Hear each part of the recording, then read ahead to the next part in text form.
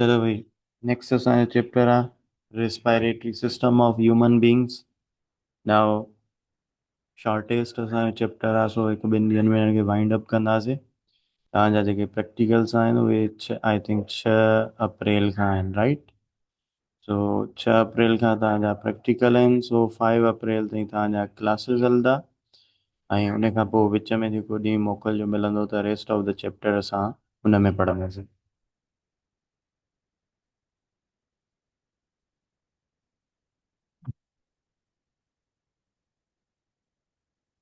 ठीकु आहे भाई, जिते बि क्वेश्चन हुजे या त तव्हां पंहिंजो हैंड रेज़ कयो, या त जेॾी महिल मां चवां क्वेश्चन पुछो, उन वक़्तु तव्हां मूंखां पुछिजो चैट बॉक्स में या पंहिंजो माइक ऑन करे। रिस्पायरेशन नाउ इन जनरल जेको आहे सो असांजो रिस्पायरेशन जॾहिं बि चवंदा आहियूं बायोलॉजी जे अंदरि, असांजो जेको मेन मोटिव हूंदो आहे उहो हूंदो आहे सेल्युलर। ऐं सेल्युलर जिते जेको आहे सो ब्रेक डाउन थींदी आहे फूड जी इंटर एनर्जी। ठीकु आहे, फॉर द एनर्जी असां जॾहिं फूड खे असांजी बॉडी असांजा सेल्स ब्रेक कंदा आहिनि, इनखे रेस्पायरेशन चवंदा आहियूं। लेकिन जॾहिं इनखे असां सिस्टम में ऐड कंदा आहियूं त पोइ उते रिस्पायरेशन जूं 2 लेवल्स थी वेंदियूं आहिनि। हिकिड़ी हूंदी आहे इंटरनल रिस्पायरेशन, जेका सेल्युलर लेवल ते थींदी आहे। It means break down of food to release the energy. ठीकु आहे, of course it is a catabolic process because we have studied के असां वटि 2 क़िस्म जा मेटाबॉलिज्म थींदा आहिनि। हिकिड़े में स्मॉल मॉलिक्यूल्स मिली करे लार्ज मॉलिक्यूल्स ठाहींदा आहिनि, जंहिंखे असां एनाबॉलिक रिएक्शन चवंदा आहियूं। ऐं हिकिड़े में लार्ज जेके मॉलिक्यूल्स हूंदा आहिनि उन्हनि जी ब्रेक डाउन थींदी आहे, जंहिंखे असां केटाबॉलिक मेटाबॉलिज्म या केटाबॉलिक रिएक्शन चवंदा आहियूं। त हीअ केटाबॉलिक रिएक्शन आहे। सेकेंड आहे एक्सटर्नल रेस्पायरेशन, जिते असांजो जेको मेन सिस्टम आहे, लाइक असांजो जेको ह्यूमन जेको रेस्पायरेटरी सिस्टम आहे उहो एयर खे इनहेल बि कंदो आहे, ऐं उते वरी जेको आहे सो ऑक्सीजन ऐं कार्बन डाइऑक्साइड जी एक्सचेंज बि थींदी आहे between blood and our respiratory surface. So external respiration असां चवंदा आहियूं inhalation of oxygen and exhalation of CO2। Basically ventilation या ब्रीदिंग जेका आहे that is the external respiration. Now इलाही सारनि बुक्स में जॾहिं बि इंटरनल रेस्पायरेशन चवंदो आहे त उहो movement of oxygen from alveoli into the blood vessel, and from blood vessel movement of carbon dioxide into the alveoli is considered as internal respiration। सही आहे। सो इलाही सारनि बुक्स में इहो आहे, लेकिन अकॉर्डिंग टू असांखे सेलो हलणो आहे त पोइ असांजो जेको आहे सो इंटरनल रेस्पायरेशन जेका आहे that is considered as a cellular level of respiration. I hope इस ताईं क्लियर आहे। कोई सवाल आहे त भली पुछो।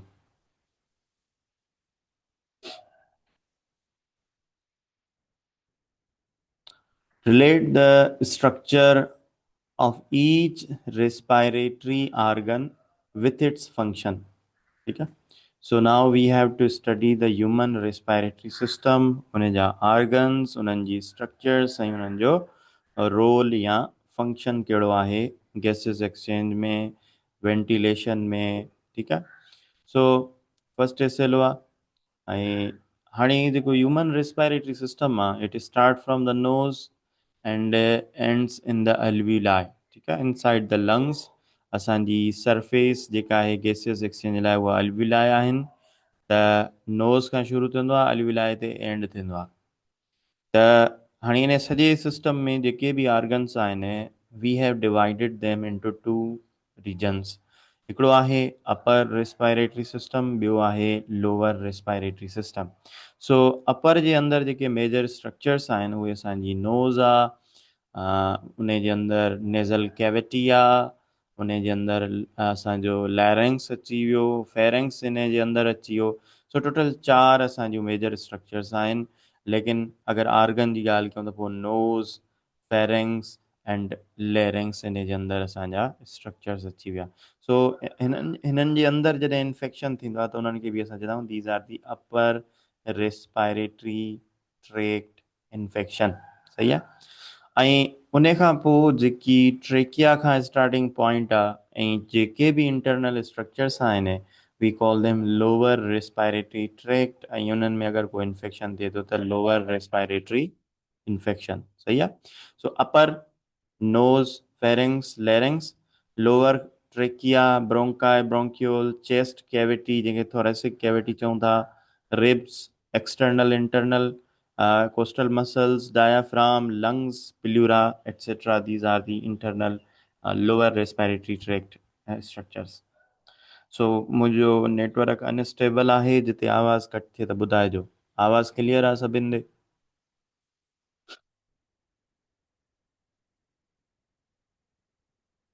यस किड्स, आवाज़ क्लियर आहे सभिनि ॾे? ब्रेक त नथो थिए?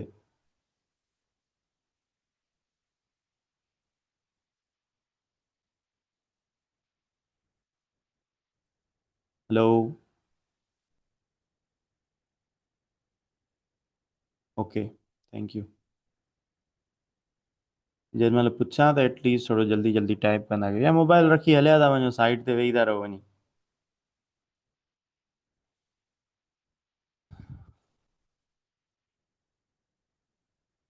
अच्छा सॉरी, बट नेटवर्क डेटा आहे, डेटा में जेको आहे न मोबाइल नेटवर्क में इलाही सारी ट्रबल्स थींदियूं आहिनि, तो आवाज़ थोरो स्पीड अप में थी सघे थो या स्लो थी सघे थो। अपर रेस्पायरेटरी ट्रैक्ट खां स्टार्ट कयूं था। पहिरियों ऑर्गन आहे असां वटि नोज़, जंहिंजे अंदरि नेज़ल कैविटी आहे। सो नोज़ जी जेका स्टार्टिंग, हाणे नोज़ असांखे ख़बर आहे it is the only external part of the respiratory system. So अगरि केरु पुछेव त रेस्पायरेटरी सिस्टम जो एक्सटर्नल पार्ट कहिड़ो आहे त दैट इज़ द नोज़। ठीकु आहे। ऐं नोज़ जी जेका ओपनिंग आहे, ठीकु आहे, जंहिंमां असां साहु खणूं था, असां वटि ॿ ओपनिंग्स हूंदियूं आहिनि, उन्हनि खे नॉस्ट्रिल्स चइबो आहे। बिकॉज़ इहे आउटसाइड मौजूदु आहिनि त हिननि खे एक्सटर्नल नॉस्ट्रिल्स चइबो आहे। उन खां पोइ इहे जेके एक्सटर्नल नॉस्ट्रिल्स आहिनि, इहे एंटर थींदियूं हिकिड़ी कैविटी में, ऐं इन कैविटी खे असां नेज़ल कैविटी चवंदा आहियूं। ठीकु आहे। This whole structure is known as nasal cavity. ऐं इन नेज़ल कैविटी खे वरी हिकिड़ी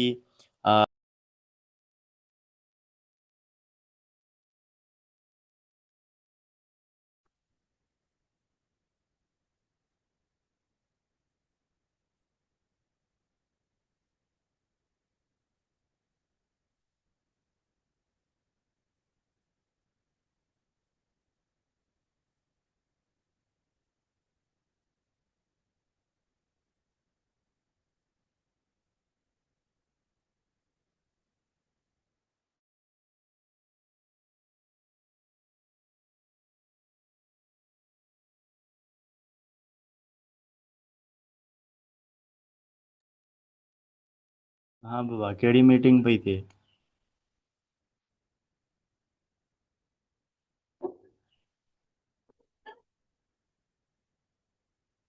किथे नेटवर्क कट थियो मुंहिंजो? आवाज़ अचे थो?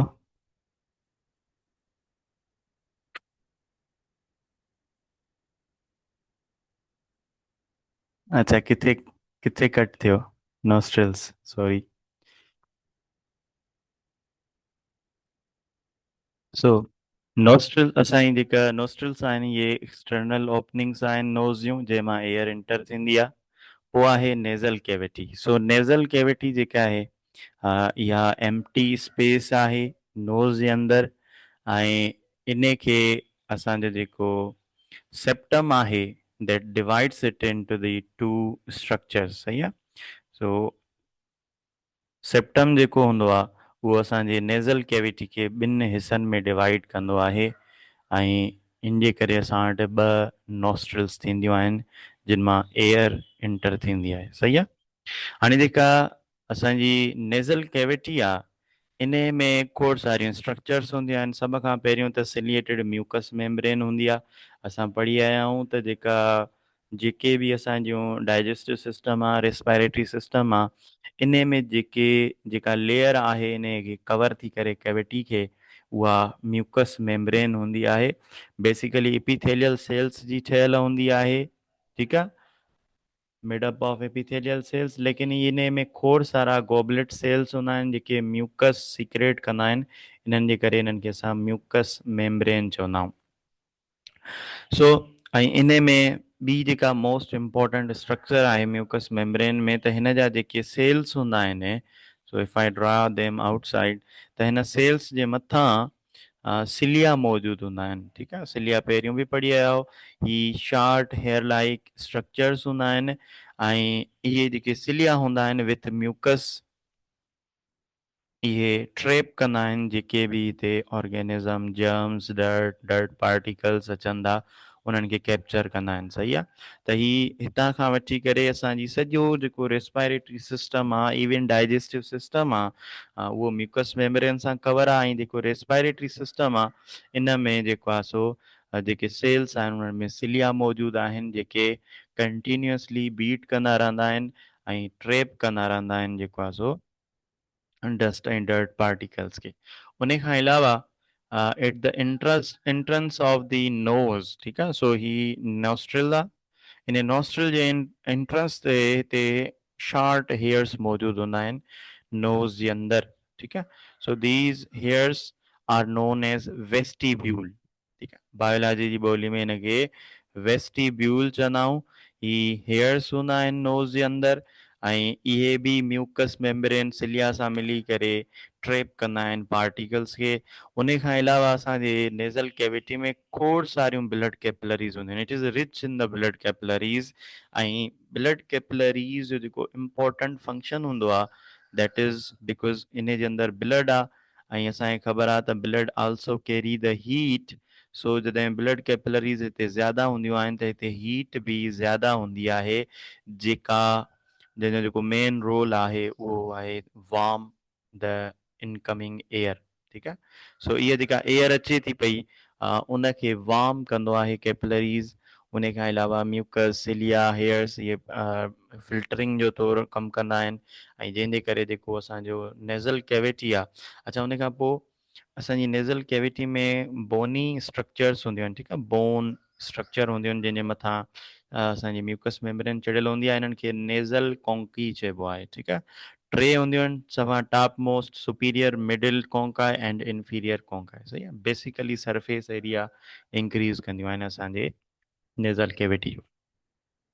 सो हिन सभिनी स्ट्रक्चर्स मिली करे कमु छा आहे, भई सिलिया, म्यूकस ऐं हेयर्स मिली करे इहे फिल्टर कंदा आहिनि डस्ट एंड माइक्रोब्स खे, ऐं उन खां पोइ जेका हिते म्यूकस आहे प्लस में जेके ब्लड वेज़ल्स आहिनि उहे हेल्प कंदियूं आहिनि मॉइस्टनिंग द एयर, ठीकु आहे, छो जो एयर जेका अचे थी पई उहा ड्राई थी सघे थी, which can damage to the mucous membrane, त पोइ जॾहिं उहा एयर नेज़ल कैविटी में एंटर थींदी आहे त इहा सभ खां पहिरियों मॉइस्ट थींदी आहे, and it can warm up to 30 centigrade, हिन जी माना आहे एवरेज, ठीकु आहे, एवरेज 3 सेंटीग्रेड ताईं एयर खे वार्म करे सघिजे थो, जेकॾहिं हाई जेको आहे सो हीट वारी अचे थी पई त उनजो टेम्परेचर बैलेंस करे ऐं पोइ ई रेस्पायरेटरी सिस्टम में मोकिलिबो आहे त जीअं उहा डैमेज न करे, ठीकु आहे।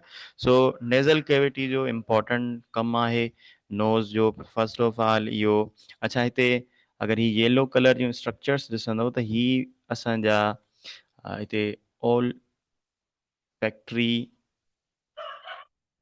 ग्लैंड मां जेके अचनि था पिया उहे न्यूरॉन्स आहिनि, ठीकु आहे, ऐं हिननि जो कमु छा आहे, हे स्मेल आइडेंटिफाई कंदा आहिनि। सो हवा जे अंदरि जेके ऑडर्स थींदा आहिनि, हवा जे अंदरि जेकी सेंट थिए थी, त हीअ जेके न्यूरॉन्स जूं एंडिंग आहिनि, हीअ स्पेशल रिसेप्टर्स आहिनि, केमिकल रिसेप्टर चइबो आहे हिननि खे, कीमो रिसेप्टर्स, इहे all factory gland, all factory bulb, sorry, इन मां अराइज़ थींदा आहिनि ऐं डायरेक्टली असांजे नोज़ में अची ओपन थींदा आहिनि, ऐं पोइ इहे जेकी ऑर्डर आहिनि असांजे एयर में उन खे डिटेक्ट कंदा आहिनि, ऐं पोइ इहो जेको सेंस ऑफ स्मेल आहे उहो इन जे करे थींदो आहे, सही आहे। सो कहिड़ा कहिड़ा फंक्शन थी विया नोज़ जा, सभ खां पहिरियों क्लीन अप द एयर, ऐं कहिड़ियूं कहिड़ियूं स्ट्रक्चर्स इन्वॉल्व हूंदियूं, हेयर, म्यूकस, सिलिया, इहे इंटर हूंदियूं, ठीकु आहे। उन खां पोइ म्यूकस ऐं ब्लड कैपिलरीज़ मां जेको वाटर ड्रॉपलेट्स हिते अचनि था पिया उहे एयर खे मॉइस्ट कंदा, ऐं कैपिलरीज़ जे अंदरि ब्लड वेज़ल जे अंदरि छो जो हीट आहे त उन जे करे इनकमिंग एयर वार्म अप थींदी ऐं ईअं जेको आहे सो क्लीन एयर जेको आहे असांजे फाइनली रेस्पिरेटरी सिस्टम में एंटर थींदी.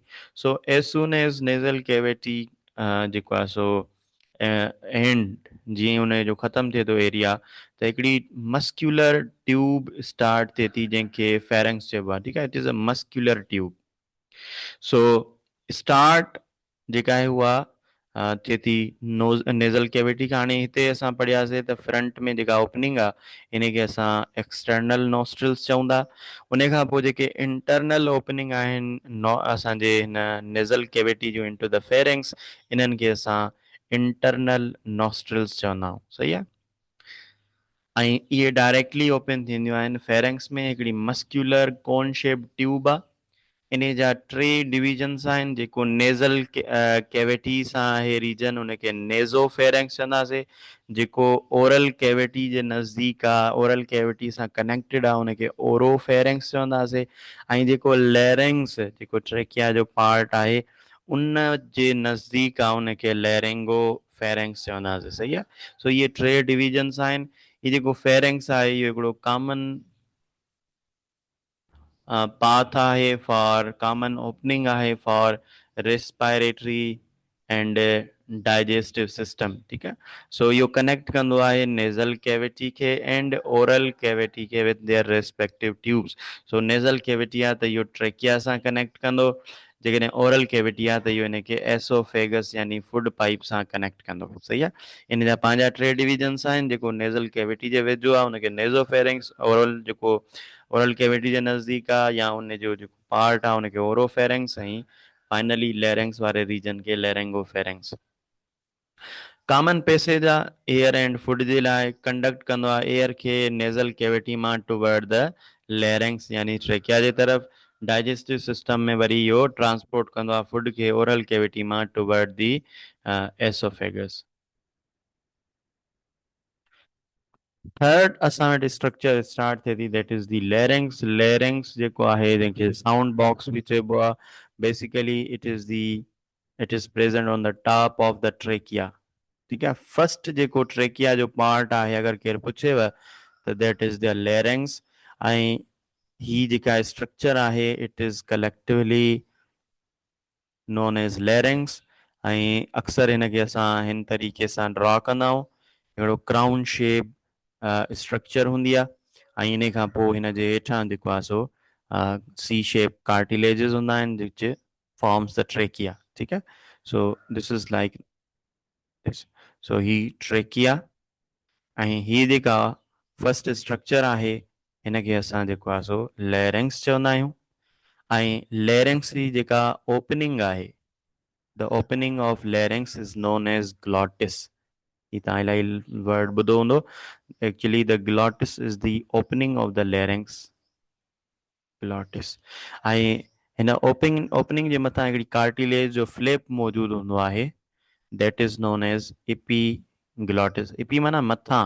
छो जो इहो ओपनिंग जे मथां आहे and opening is called glottis त हिनखे असां एपीग्लॉटिस चवंदा आहियूं. हाणे जेॾीमहिल नॉर्मली इहो ओपन हूंदो आहे लेकिन जॾहिं बि तव्हां सॉलिड या लिक्विड फॉर्म ऑफ फूड जेको आहे सो खाओ था त इहो क्लोज़ थी वेंदो आहे.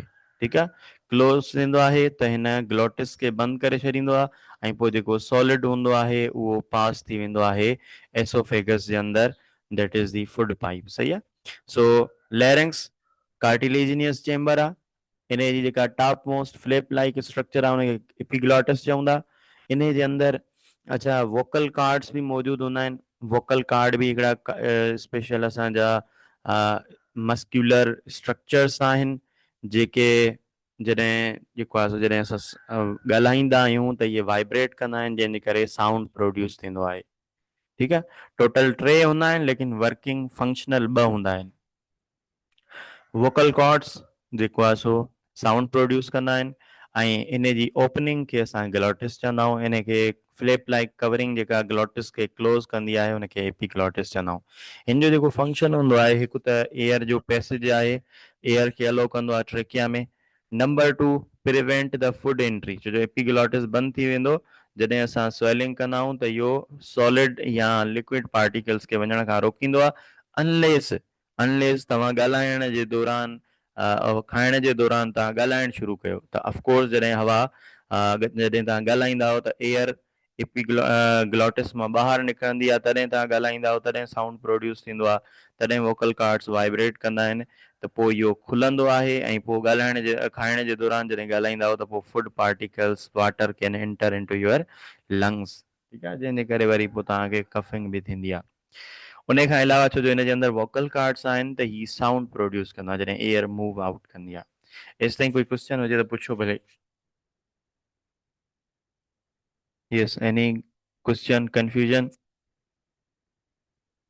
आहे त ईज़ी पढ़ियल हूंदा। नो, उन खां हाणे जीअं ई लेयरिंग्स हाणे क्राउन शेप स्ट्रक्चर खां पोइ जेको हिकिड़ी मस्क्यूलर कार्टिलेजिनियस ट्यूब शुरू थिए थी पई, आहे त मस्क्यूलर लेकिन it is enforced by, it is covered by the cartilages which are known as C shape cartilage, इहो ई हिननि जो नालो आहे।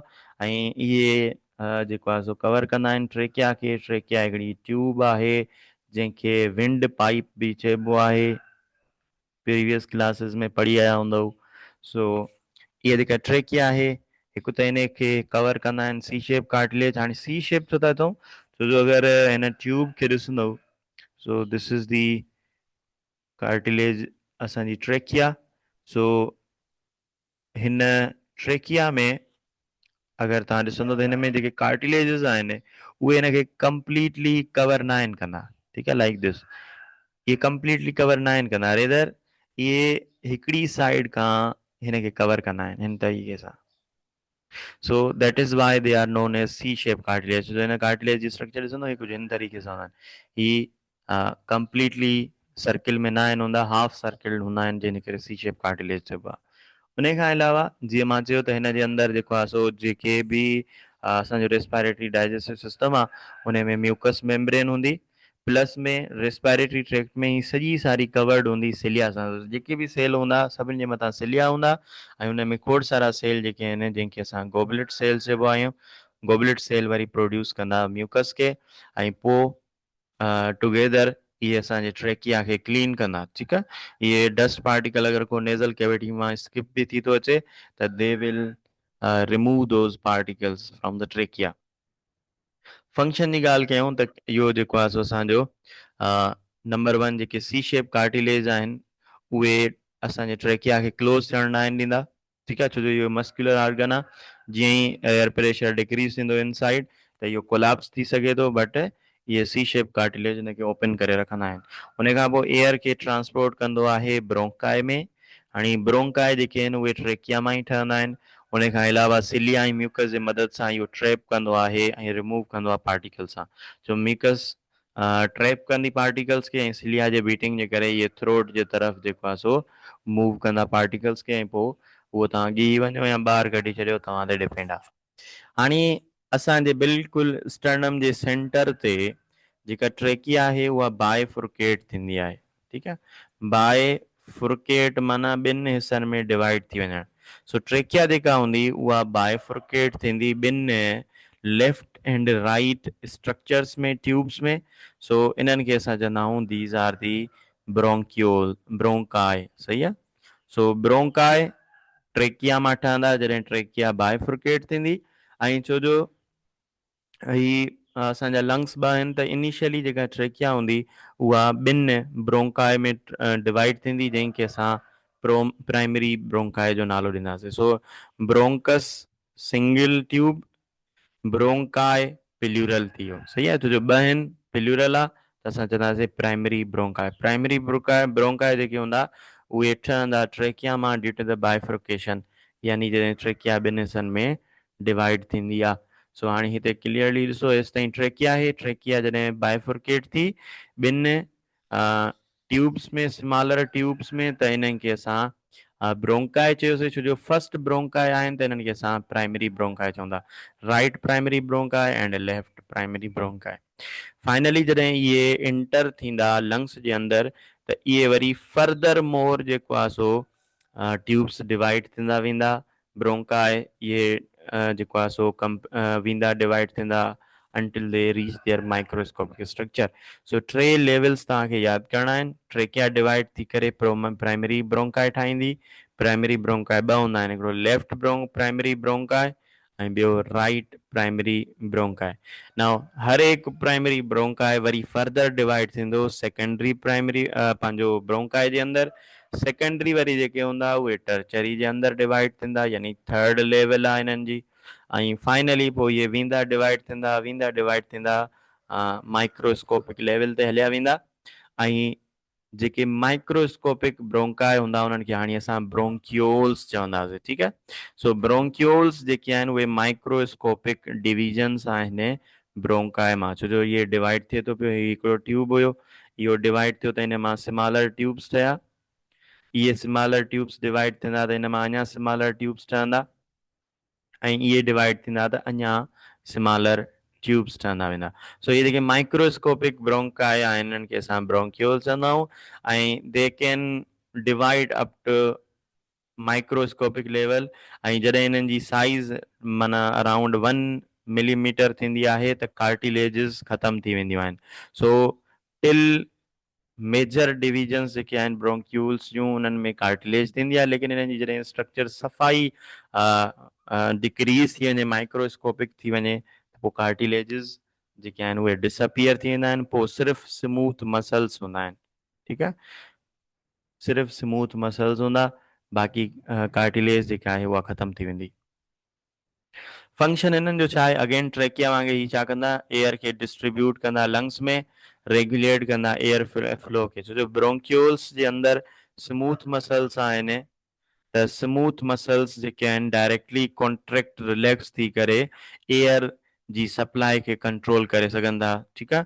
अस्थमा जा जेके अटैक थींदा आहिनि, दम जा जेके माण्हू मरीज़ हूंदा आहिनि, त उन्हनि में जेको रिएक्शन थींदो आहे, जेको इम्यून जेको आहे सो एलर्जेंस जे ख़िलाफ़ु रिएक्शन थींदो आहे, उते स्मूथ मसल्स कॉन्ट्रैक्टेड थींदा आहिनि ऐं पोइ हवा जे जेको आहे सो एंट्री खे इलाही सारो रिड्यूस करे छॾींदा आहिनि. हाणे आहे लंग्स. हाणे लंग्स असांजा जेके आहिनि इहे आर्गन आहिनि, इन्हनि जे अंदरि नर्व्स मौजूदु हूंदियूं, इन्हनि जे अंदरि ब्लड वेज़ल्स मौजूदु हूंदियूं, इन्हनि में अल्वीलाई मौजूदु हूंदा, खोड़ सारा स्ट्रक्चर्स हूंदा ऐं टुगेदर इहे हिकिड़ी स्पंजी इलास्टिक आर्गन ठाहींदा जंहिंखे असां लंग्स चऊं था. टोटल 2 लंग्स थींदा आहिनि, राइट एंड लेफ्ट लंग. हाणे जेको ॿिन्ही में थोरो सो डिफरेंस आहे. राइट जेको लंग हूंदो आहे उहो उन जा 3 लोब्स हूंदा आहिनि, 1 2 3. ऐं इहे 3 लोब्स ऐं जेको लेफ्ट लंग आहे उन में सिर्फ़ु 2 लोब्स हूंदा आहिनि ऐं इहे जेके आहिनि सो कंप्लीटली हिक ॿिए खां डिवाइडेड हूंदा आहिनि, जंहिंजे करे जेको आहे सो जेकॾहिं सेकेंड लोब कमु नथो करे त 1 ऐं 3 ते को फ़र्क़ु न पवंदो. सही आहे. So they are physically divided from each other. ऐं लंग्स जे अंदरि जेको आहे सो मिलियंस ऑफ अल्वीलाई हूंदा आहिनि, जेके असांजी सरफेस रेस्पायरेटरी सरफेस आहे, जिते गैसिस जी एक्सचेंज थींदी आहे. काफ़ी इलास्टिक ऐं स्मूथ थींदा आहिनि. मेजर जेको आहे सो गैस एक्सचेंज असांजी लंग्स में थींदी आहे. ऑफकोर्स असां लंग्स ई आहिनि जिते गैसिस एक्सचेंज थींदी. उन खां पोइ अल्वीलाई आहिनि. हाणे जॾहिं माइक्रोस्कोपिक लेवल ते वेंदो त हर हिकु टर्मिनल ब्रोंक्यूल जेको आहे, जेको टर्मिनल जेको आहे सफ़ा माइक्रोस्कोपिक लेवल ते जेको ब्रोंक्यूल आहे उहो फाइनली डिवाइड थींदो आहे रेस्पायरेटरी ब्रोंक्यूल में. नाउ रिमेंबर द क्वेश्चन कॾहिं कॾहिं अची वेंदो आहे त which of the following bronchiole can gas exchange. ठीकु आहे. Perform gas exchange.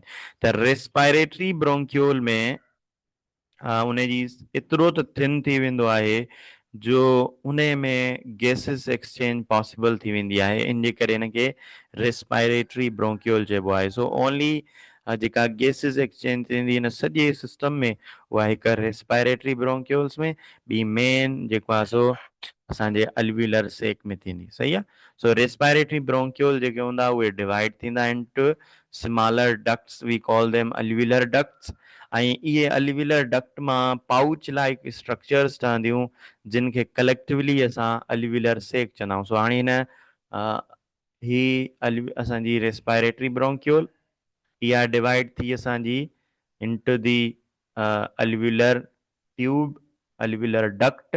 हाणे इहा अल्वीलर डक्ट जेका हूंदी इन में हिकिड़ा स्मॉल अल्वीलाई जो कलेक्शन ठहणु शुरू थी वेंदो That collection together is known as alveolar sac. So ही सब जो सब alveoli आहिनि, all these small pouch like structures are alveoli, ऐं हिन सॼे स्ट्रक्चर खे ग्रेप लाइक स्ट्रक्चर खे असां alveolar sac चवंदा। सेक माना ॻोथरी, पाउच, सही आहे।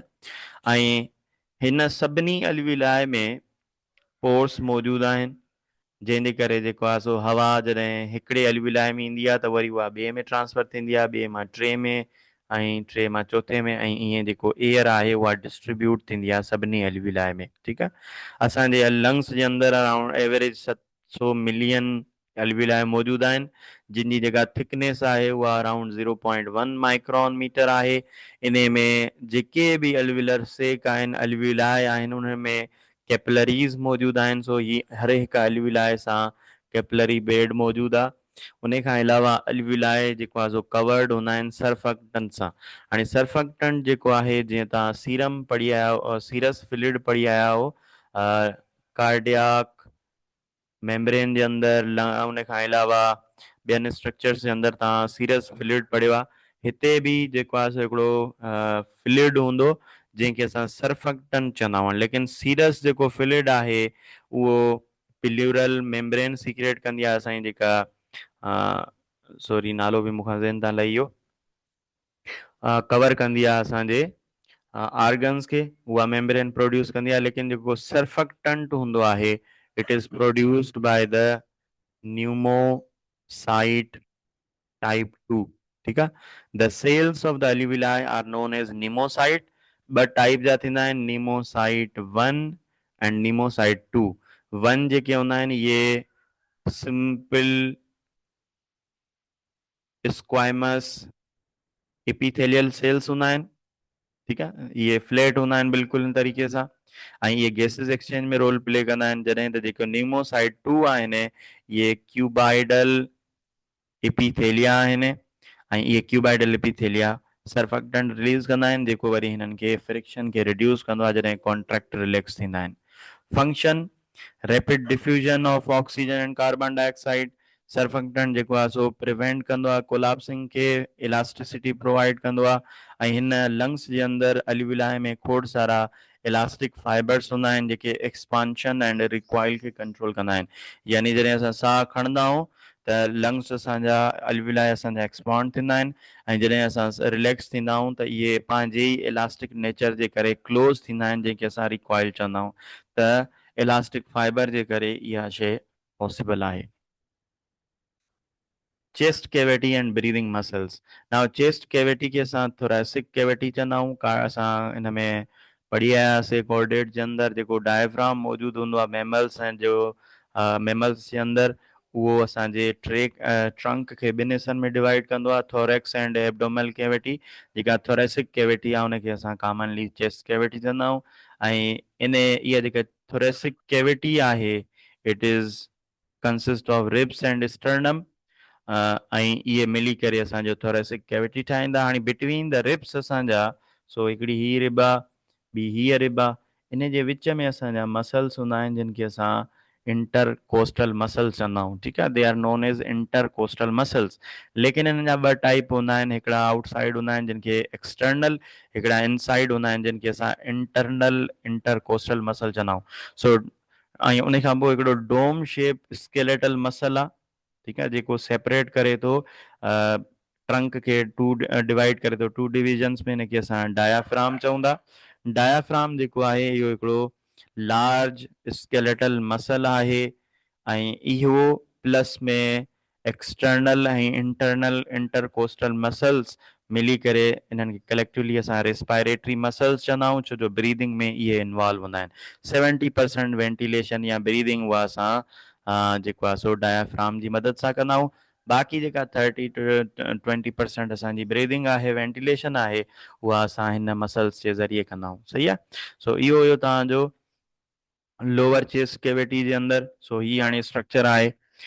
हिते ॾिसो त ही हिकिड़ी रिब आहे, ही ॿी रिब आहे, हिन जे किनारनि ते ही ॿ मसल्स मौजूदु आहिनि। छो त इहे बिटवीन कोस्टल्स आहिनि, त हिननि जे करे हिननि खे असां इंटर कोस्टल मसल चवंदा आहियूं। ऐं जेकी इनसाइड शे जेका शीट आहे मसल जी उन्हनि खे इंटरनल इंटरकोस्टल मसल चवंदा आहियूं। जेकी आउटसाइड शीट आहे मसल जी उन्हनि खे एक्सटर्नल इंटरकोस्टल मसल चवंदा आहियूं। टी बि लेयर हूंदी आहे जेका डीप इनसाइड हूंदी आहे उनखे इनर मोस्ट इंटरकोस्टल मसल चवंदा आहियूं, लेकिन that is not the discussion topic. So ही ॿ तव्हांजा जेको आहे सो इंटरनल इंटरकोस्टल मसल जा टाइप आहिनि, जेके प्लस में डायाफ्राम मिली करे जेको आहे सो तव्हांजो रेस्पायरेशन में जेको आहे सो सिस्टम क्रिएट कंदा आहिनि। हाणे एसिताईं कोई क्वेश्चन आहे त भली पुछो। हिते तव्हांजो लेक्चर एंड थियो अॼु जे लाइ। यस, एनी क्वेश्चन?